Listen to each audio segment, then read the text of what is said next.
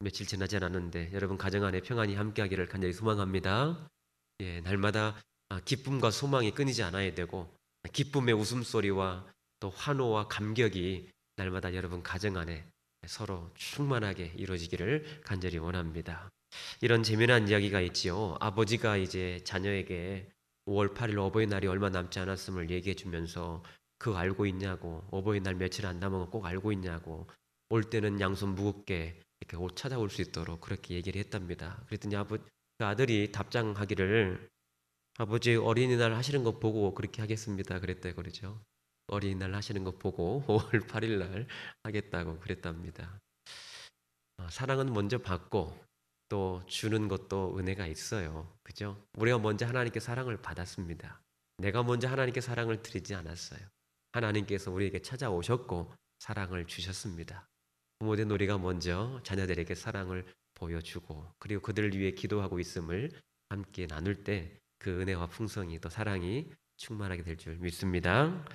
하나님께서 세우신 최초의 가정 아담과 하와이죠. 하나님께서 창조하신 창조 원형이 죄로 말미암아 깨어졌습니다. 참 안타까운 일이죠. 그 죄가 아니었다면 물론 하나님께서 계획하신 섭리의 과정이지만 그 죄가 아니었다면 아담과 하와는 어떤 가정을 이루었을까? 이제 아담과 하와 이후에 가인과 아벨로 이어지는 죄로 인한 그 결과가 계속해서 이어져 갑니다.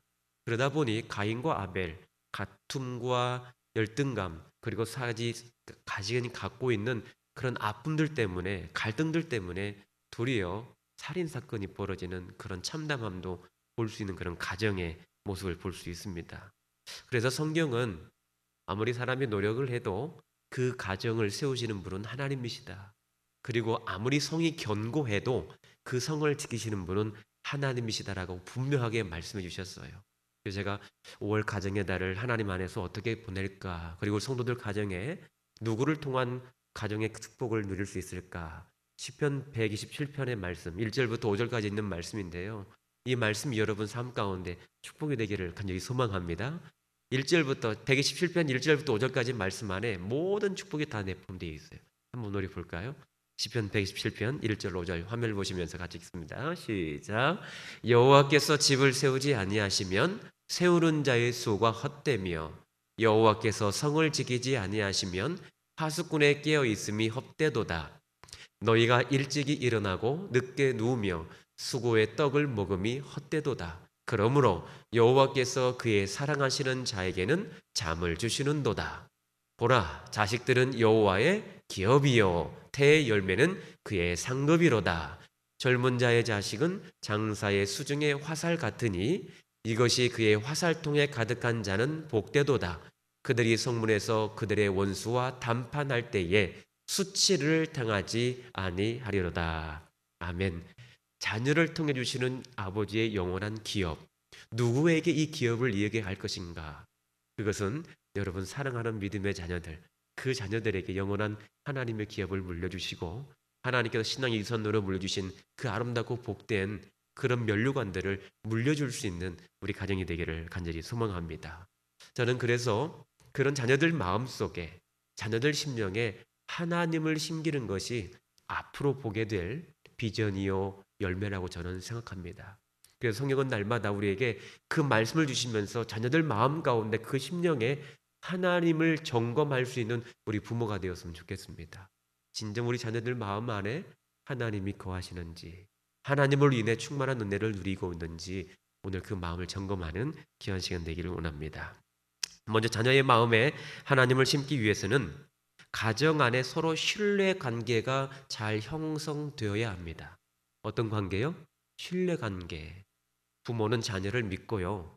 자녀는 부모를 믿는 믿음의 관계가 잘 형성되어야 됩니다. 과거 우리 시대 자녀 교육의 방법은 아버지의 권위가 높지요.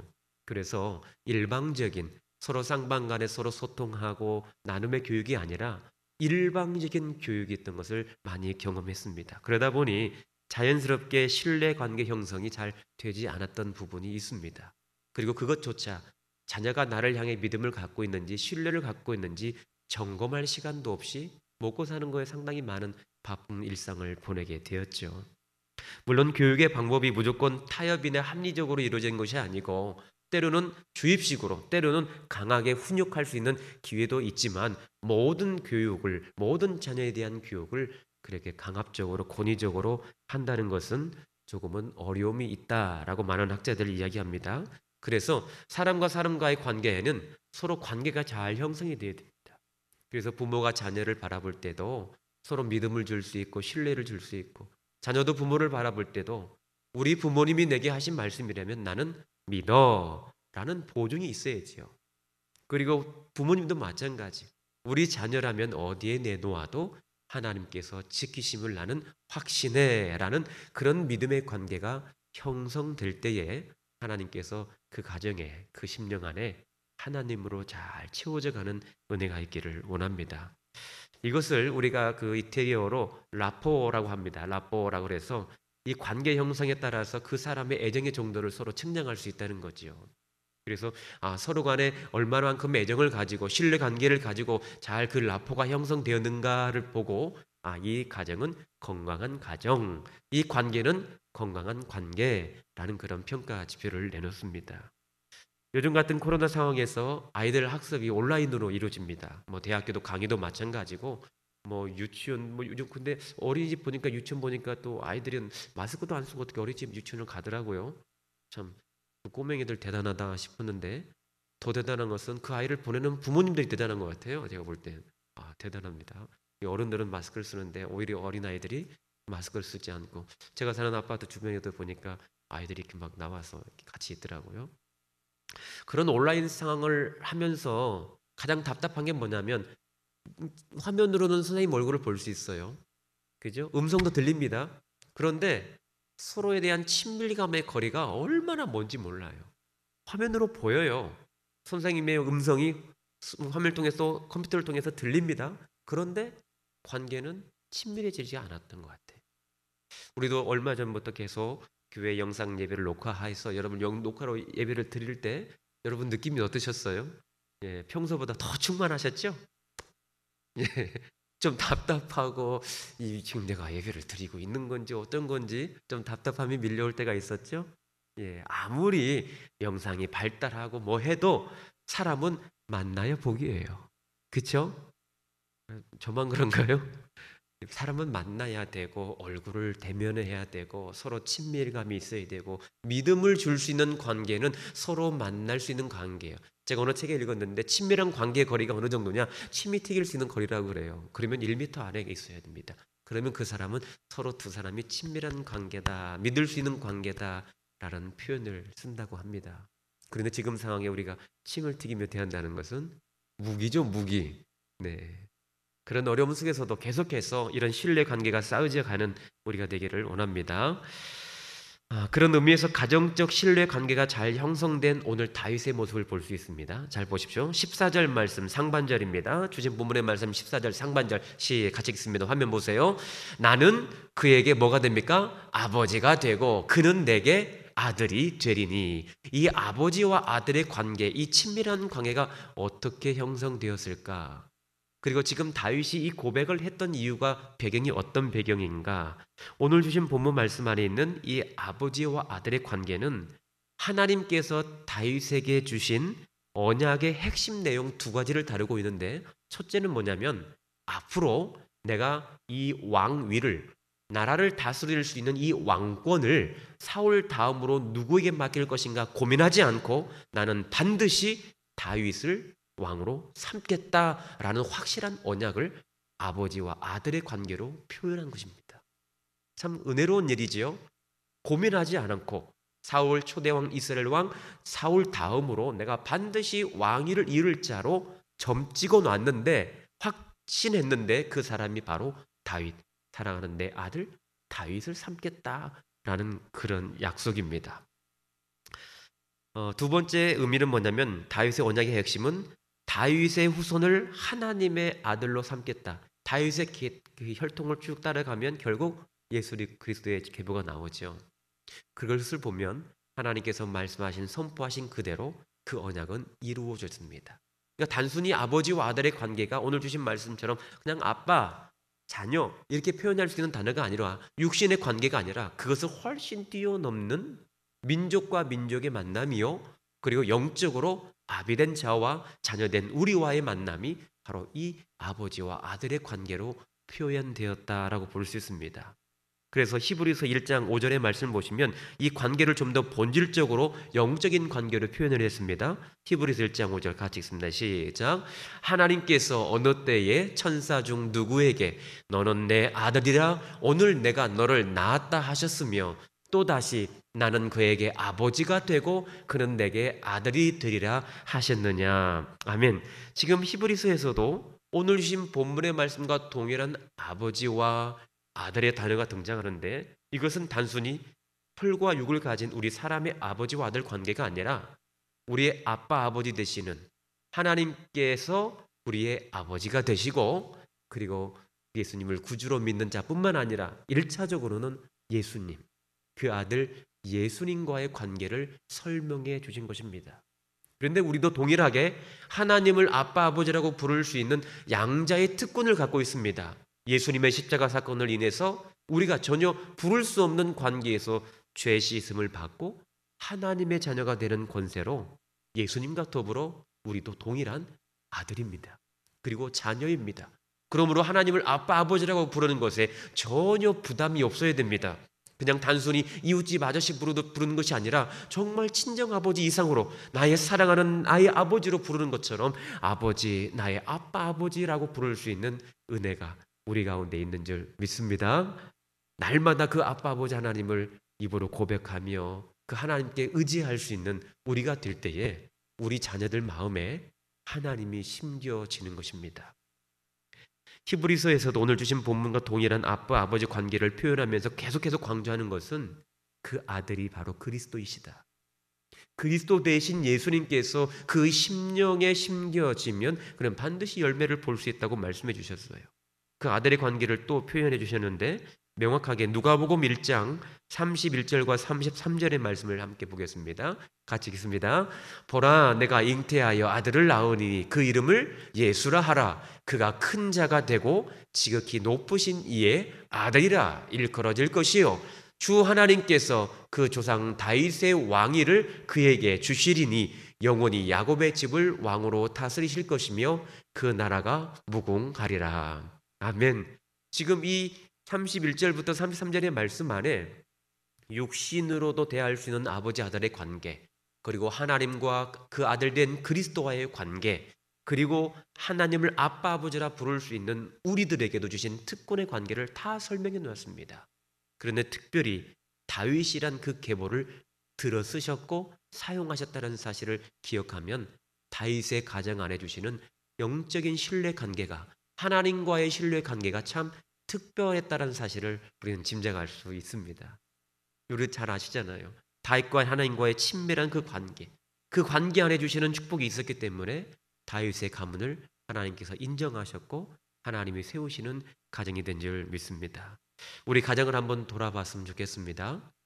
내가 자녀들에게 그리고 가족들에게 어떤 존재이고 어떤 의미로 살아가고 있는지 단순히 양육자 또 부양자로 또 마땅히 도와야 될 자로만 있는 것인지 아니면 정신적으로 넘어서 영적으로 그들과 함께 할 수 있는 그런 복된 관계가 되었는지 한번 돌아볼 수 있는 은혜가 있으면 좋겠습니다.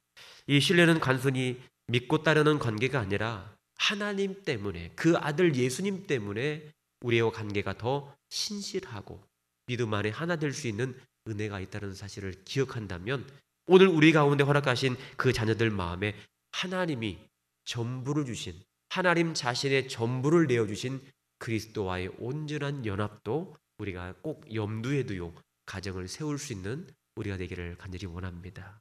그래서 여러분 자녀들 가정 안에 예수 그리스도를 선물하십시오. 예수님만이 오직 주님만이 내 인생과 삶의 주인이시고 그 주님으로 인해서 우리 마음에 하나님의 존재가 확실하고 견고해질 수 있음을 함께 나누는 우리 가정 되기를 원합니다. 두 번째, 자녀들 마음에 하나님을 심기 위해서는요, 가정에 주시는 책임이 있습니다.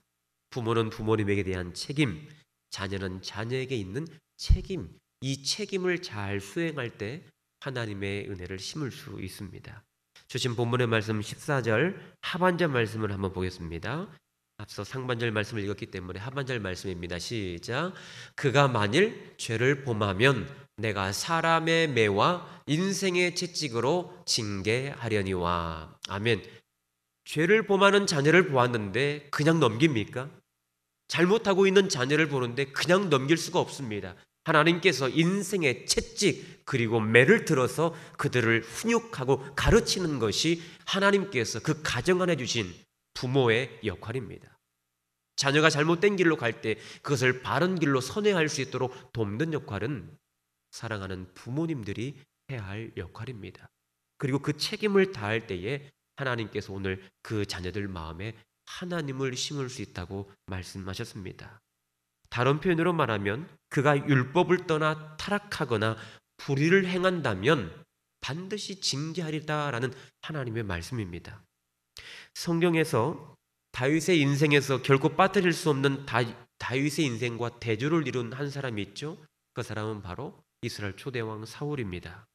성경의 표현대로라면 사울은 하나님께서 왕 삼으신 것을 후회했습니다. 그리고 그를 떠나보냈습니다. 그리고 그를 버렸다고까지 표현하셨습니다. 사울 왕이 하나님 앞에 그런 대우와 치부를 받는 이유는 딱 한 가지입니다. 그는 하나님 앞에서 죄를 범한 사람일 뿐 아니라 하나님의 자녀로서, 한 나라의 왕으로서, 한 가정의 아비로서 마땅히 행해야 할 책임을 감당하지 못했습니다. 가족이 지은 범죄함, 자신의 연약함을 돌아보지 않고 자신에게 있는 이 왕권의 권력만 가지고 하나님의 일을 이루려고 했습니다. 그것이 화근이 되어 그는 결국 길보아 전투에서 마지막 처참한 최후를 맞이하게 되었습니다. 이 가정이라는 굴레는 두 개의 톱니바퀴가 굴러가는 것처럼 굴러가는 것입니다. 부모님은 부모님의 톱니바퀴가 돌고요. 자녀는 자녀로서의 그 범위가 좀 작지만 함께 맞물려 돌아가는 것입니다. 그냥 방임하거나 방치하거나 학대가 이루어지면 온전한 가정은 이루어질 수가 없지요. 그래서 날마다 서로의 역할을 책임을 다할 때 이 맞춰지는 톱니바퀴가 잘 돌아가서 기계가 돌아가는 것처럼 우리의 가정도 서로에 대한 역할과 책임이 잘 분배되고 그것을 잘 감당할 때에 온전한 가정을 이룰 수가 있습니다. 하나님의 아들 예수님은 하나님께서 그 마음에 하나님의 정확한 구원의 메시지와 하나님의 뜻을 심었기 때문에 흔들리지 않는 구원의 예표가 되셨고, 심지어 십자가에 달려 죽음으로 끝이 아닌 영원한 영생의 삶을 우리에게 주셨습니다. 만약 예수님께서 아빠 아버지 되신 하나님이 너는 곧 고난 받을 것이고 십자가의 고통을 만날 것이다, 당할 것이다, 죽을 것이다 라는 이 사명을 포기하고 자신의 사명을 다하지 않고 십자가를 등졌다면 오늘 우리가 경험해야 할, 그리고 죽음 이후에 맞이하게 될 영원한 영생은 상상할 수도 없는 것이었습니다. 그런데 예수님의 책임 있는, 예수님의 사명 가운데, 하나님의 가정 가운데, 하나님이 세우신 가정 안에 주신 역할과 책임을 다할 때에 영혼이 살고 가정이 살고 교회가 사는 은혜가 있는 줄 믿습니다. 여러분, 중요하죠. 내가 살아야 가정이 살고 가정이 살아야 교회가 삽니다. 이것을 잘못 생각하면 우리가 잘못 해를 받을 수 있습니다. 남에게 탓을 돌릴 수 있습니다. 그러나 내가 먼저 하나님 앞에서 내 역할을 다하고 부모로서의 사명을 감당할 때 가정의 톱니가 굴러가는 것입니다. 이 은혜를 잊지 마시고 날마다 나에게 허락하신 이 사명을 잘 감당하는 우리가 되기를 간절히 원합니다. 제가 말씀을 준비하면서 이런 재미난 생각을 한번 해봤습니다. 교회에서 저에게 주신 사명이 있잖아요. 그죠? 이 설교라는 사명. 말씀을 준비하다가 설교 준비하기 힘드니까 오늘 안 해야겠다, 쉬어야 되겠다, 문자 보내서 오늘은 쉽니다. 그러면 어떨까요? 상상도 못할 일이잖아요. 그죠? 예, 수요 예배 드리겠습니다 했는데 저 혼자 나와 있으면 어떻게 된 거예요? 여러분 사명을 다 못한 거잖아요. 서로에 대한 역할이 있습니다. 그런 역할들이 잘 맞물려 갈 때 공동체는 돌아가는 거예요. 아버지는 아버지대로, 어머니는 어머니대로, 자녀들은 자녀대로 주신 그 사명과 역할 수행을 잘 감당할 때에 하나님께서 주신 복된 가정에 이게 잘 돌아가는 것입니다. 그런 은혜들을 잊지 않고 자녀들 마음속에 계속해서 육신의 몸을 이 땅에 오신 예수님의 그 사명을 바라보면서 우리도 우리에게 허락하신 그 사명을 감당하길 원한다라는 은혜가 있기를 간절히 원합니다. 잠언 26장 6절입니다. 잠언 22장 6절 말씀 보면 시작. 마땅히 행할 길을 아이에게 가르치라. 그리하면 늙어도 그것을 떠나지 아니하리라. 아멘. 저는 이 말씀을 묵상하면서 오늘날 우리 많은 가정들 안에 마땅히가 다 사라졌어요. 마땅히가 다 사라졌어요. 아이들에게 필요한 것들, 자녀들에게 필요한 것들은 채워주는데 마땅히 가르쳐야 되는 것, 그것은 더해주시는 것들입니다. 먹고 마시는 것들을 더해주시는 것이죠. 그런데 하나님 나라와 의를 위한 것, 그리고 하나님의 영광과 그의 평안과 안식을 위한 것들은 마땅히가 되어야 되는데 마땅히는 다 잃어버리고 더해주시는 것들에 우리가 헛된 노력을 기울이고 있는 건 아닌지 돌아볼 수 있어야 됩니다. 자녀들의 육신의 몸은 살이 쪄오는데 영적으로 늘 힘들고 곰립핍해지고 어려운 시험이 다가올 때 그 작은 시험 하나 견디지 못해서 어려움과 고초를 당한다면 영적인 근성이 없는 자녀 아닙니까? 자녀들에게 마땅히 행할 길을 가르쳐야 늙어서도 그것을 떠나지 않는 것입니다. 늙어서도 그것을 떠나지 않는 거예요. 자녀는 평생 자녀이더라고요. 자녀는 평생 자녀입니다. 부모님이 존재하는 한 자녀는 평생 자녀로밖에 살 수 없습니다. 그 자녀의 삶 가운데에 마땅히 행할 길을 나에게 가르쳐서 늙어서도 그것을 떠나지 않는, 영혼이 가슴에 새길 수 있는, 마음 안에 새길 수 있는 생명의 말씀들을 그 영혼 가운데 반복해서 심겨줄 수 있는 우리 부모님 되기를 간절히 원합니다. 성경은 말합니다. 신명기 16장 20절 말씀. 너는 마땅히 공의만을 따르라. 그리하면 내가 살겠고 내 하나님 여호와께서 내게 주시는 땅을 차지하리라. 먼저 전제된 것이 마땅히 공의만을 따르게 되면입니다. 그 다음 살고 죽는 것은 하나님이 인도하실 것이고 내가 지켜 마땅히 해야 할 정의와 공의가 그 영혼 가운데, 자녀들 삶 가운데 나타나야 그 다음 사는 것입니다. 땅에서 잘되고 장수하는 축복, 부모 공경이 먼저입니다. 그것을 가르칠 수 있는 세대, 부모 세대가 마땅히 가르쳐 주어야 됩니다. 시간이 지나면 지날수록 견고해진 그 마음 깨트리기가 어렵습니다. 우리 경험하고 있습니다. 내가 왜 미처 그것을 일찍 가르치지 못했을까? 내가 왜 미처 이 생명의 말씀을 일찍 그 영혼에 심겨주지 못했을까? 이런 영적인 긴장감이 좀 있어야 됩니다. 내 마지막 숨지는 그날에 자녀들에게 자신 있게 내가 너희들을 위해 줄 수 있는 모든 것 가운데 가장 유일한 축복은 너희들이 예수님 잘 믿는 것이다 라는 유언을 남기는 것도 중요하지만 지금 우리 자녀들 가슴에 내가 말할 수 있고 내 생명이 붙어 있을 때 그 영혼 가운데 하나님 마음을 심을 수 있는, 그 마음에 하나님을 심겨줄 수 있는 은혜가 있기를 간절히 원합니다. 마지막으로 하나만 더 살핍니다. 자녀들 마음에 하나님을 심기 위해서는 모든 것을 덮는 은혜가 가정 안에 있어야 됩니다. 모든 허물을 덮는 은혜가 가정 안에 있어야 됩니다. 주신 본문의 말씀 15절 말씀 보겠습니다. 15절 말씀 시작. 내가 내 앞에서 물러나게 한 사울에게서 내 은총을 빼앗은 것처럼 그에게서 빼앗지는 아니하리라. 자, 표현을 잘 보세요. 화면 그대로 두세요. 자, 내가 내 앞에서 물러나게 한 사울에게서 은총을 하나님께서 빼앗았습니다. 왜? 왕 삼은 것을 후회했습니다. 하나님 앞에서 악을 행했습니다. 가증하게 행했습니다. 더 이상의 사울을 붙들 이유가 없습니다. 그에게서 은총은 빼앗아 버렸습니다. 그런데 다윗에게서는 빼앗지는 아니하리라. 앞절 말씀에 마땅히 행할 길을 가르치지 않으면 인생의 채찍과 징계한다고 분명하게 말씀하셨습니다. 그런데 사울은 그렇게 인생의 채찍을 들어 멸하셨지만 하나님께서 택한 다윗은 하나님께서 내가 그 인생은 책임지겠다라는 말씀입니다.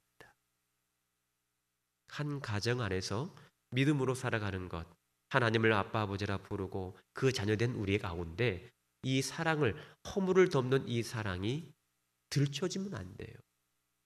계속해서 허물은 감추어져야 되고 그것을 가슴으로 끌어안을 수 있는 가정이 될 때에 은혜로운 가정이 될 수 있습니다. 집에서 새는 바가지 밖에서 샌다 그러는데 요즘은 집에서는 새는데 밖에서는 안 되는 바가지가 종종 있는 것 같아요. 밖에서는 되게 잘하는 사람처럼 보이는데 집에만 오면 늘 불평불만인 자녀들이 있잖아요. 예. 이게 다 잘 되면 좋겠지만 믿음 안에 살아가는 성도의 가정 안에 그 가정 안에 날마다 사랑으로 막 허물을 덮어야 돼요. 예, 날마다 믿음으로 덮고 날마다 사랑으로 덮고 그들의 허물이 보일 때마다 어떻게 하면 하나님의 말씀으로 교훈할까? 어떻게 그 말씀의 교훈으로 나갈 수 있을까를 늘 고민하는 우리가 되기를 간절히 원합니다. 하나님은 하나님의 규례와 율례와 법도를 행하는 자에게 반드시 축복을 주십니다. 그런데 반면에 그 말씀 율례와 규례와 법도를 따르지 않는 자녀에게는 반드시 심판이 있고 벌이 임하게 됩니다. 다윗도 사울도 모두가 하나님 앞에서 범죄했습니다. 다윗도 범죄했습니다. 그러나 사울은 자신의 잘못을 뒤돌아보면서 하나님께 회개 은총을 구하지 않았습니다. 그로 인해 그는 결국 전투에서 자신의 인생을 최후에 맞이하게 됩니다. 반면에 하나님의 도우심을 구하며 회개 자리에 머물렀던 다윗은 하나님의 도우심을 받고 가정도 회복이 되고 하나님께 사랑의 은총을 받는 가정이 되었다는 것을 우리는 압니다. 다윗의 자신의 인생의 왕으로 있을 때 하나님이 거하시는 성전을 건축하길 원했지요. 그것이 하나님의 뜻이라고 생각했습니다. 그래서 다윗 왕 때에 내가 어떻게든 하나님의 성전을 건축하리라. 어떻게 하나님의 임재가 늘 장막 속에 저 천막 속에 하나님의 임재가 있을 수 있는가? 어떻게 그 하나님이 저 천막에만 계실 수 있는가? 견고한 하나님의 전을 건축하고자 하는 마음이 있었습니다. 그런데 하나님은 다윗이 아니라 그의 아들 솔로몬을 통해서 하나님의 거룩한 성전이 이루어집니다. 우리 부모님 세대가 자녀들에게 영적인 유산을 이렇게 물려주면 좋겠습니다. 그의 허물을 들추지 않고 그의 잘못됨을 가르치되 특별히 영적인 재산들을 그들에게 물려줄 수 있는 은혜가 있기를 원합니다. 나도 이루고 싶지만 내 때가 이루지 못했다면 이 다음 세대, 우리 자녀들 세대를 통해 하나님의 거룩한 사명이 감당되어지고 하나님의 뜻을 이룰 수 있는 그런 가정 되게 해 주옵소서. 그런 간구의 기도를 드리면 그 심령 안에 하나님의 임재합니다. 하나님의 전이 세워지는 것입니다. 그로 인해서 하나님의 영광을 드높이는 거룩한 사명이 일어날 줄 믿습니다. 이런 모든 일들이 가능했던 이유는 다윗이 사랑하는 가정과 자녀들에게 하나님을 심는 기도가 있었습니다. 그래서 다윗과 솔로몬의 신뢰 관계가 형성되었지요. 그리고 가정에 주신 서로의 책임적인 역할이 잘 수행될 때에 맡은 바 역할을 잘 감당할 때에 가정이라는 굴레가 잘 굴러갈 수 있는 것이죠. 그리고 모든 것을 덮는 은혜의 마음을 잘 감당할 때에 사랑의 충만한 역사가 가정 안에 이루어진 줄 믿습니다. 하나님께서 세우시는 가정 안에 주시는 축복의 말씀, 이 두 절의 말씀 안에 하나님의 사랑도 있고 하나님의 채찍도 있습니다. 여러분은 무엇을 선택하시겠습니까? 여러분 가정 안에 자녀들 마음속에 하나님이 심겨져서 그 하나님으로 인해 축복된 가정의 은혜가 이어져 가기를 간절히 축복합니다. 기도하겠습니다. 하나님 은혜와 사랑을 감사합니다. 세상에 많고 많은 사람들 가운데 우리를 먼저 택하신 그 고귀한 사랑과 은혜를 날마다 믿음으로 간증하며 사는 우리 되게 하여 주시옵소서. 특별히 다윗과 솔로몬으로 이어지는 이 가문 안에 주신 축복이 인생의 채찍도 있었고 또한 여러 가지 많은 매도 있었지만 하나님께서 그들을 사랑하사 모든 허물을 덮으시고 새롭게 하시고 정결케 하시는 하나님의 축복이 가정 안에 늘 충만하도록 역사해 주시옵소서. 우리 자녀들 마음속에 그리고 하나님의 자녀된 우리 마음속에 하나님이 새겨지기를 원하고 하나님이 심겨지기를 원하고 하나님으로 인해 주시는 놀라운 축복의 주인공으로 서게 하여 주시옵소서. 5월 가정의 달 서로가 서로를 돌아보게 하여 주옵소서. 자신의 은혜만 바라보지 않고 이웃의 은혜와 또 관계하는 모든 분들의 서로의 삶의 형편을 돌아볼 수 있는 축복의 시간이 되게 하여 주옵소서. 늘 주님 안에 감사하며 예수님 이름으로 간절히 기도하옵나이다. 아멘. 찬송 드리겠습니다. 563장 말씀을 기억하시면서 563장 함께 찬송 드리겠습니다.